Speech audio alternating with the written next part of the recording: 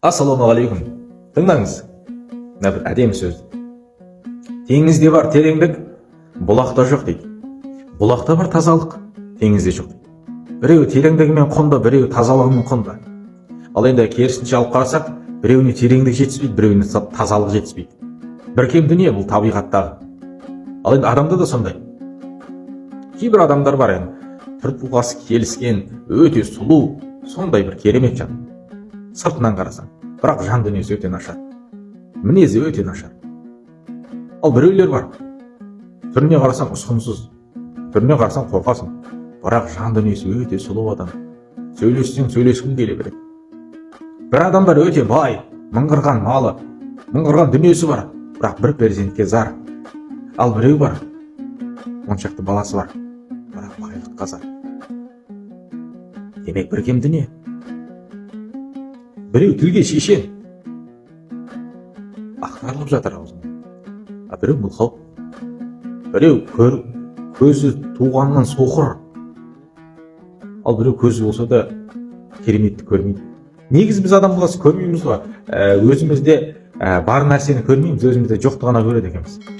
Иә, жоқты ғана көреміз. Әдемі киіміңіз бар ма, сіз оны көрмейсіз.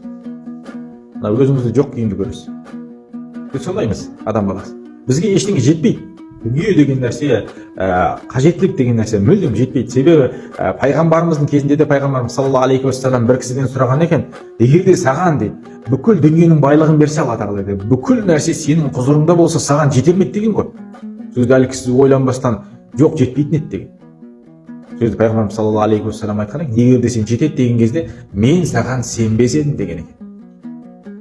Шынында да бізге жетпейді. Жетпейді. Кедей бай болсам дейді, бай құдай болсам дейді деп қазақ бекер айтпаған. Негізі қазақтың әрбір сөзі даналық қой. Қара өлеңдері. Сол үшін біз қай кезде жақсы өмір сүріп, қоршаған ортаны сезініп, барымызды бағалап, жоғымызға сабыр етіп өмір сүретін болсақ, бізден бақытты адам болмайды. Осыған мән беріңіздер. Сізде жоқ нәрсе біреуде болуы мүмкін, бірақ сіздегі бар нәрсе ол адамда жоқ болуы мүмкін. Барымызды бағалайық, жоғымызға сабыр етейік. Еліміз аман, жұртымыз тыныш болсын. Аман болыңыздар.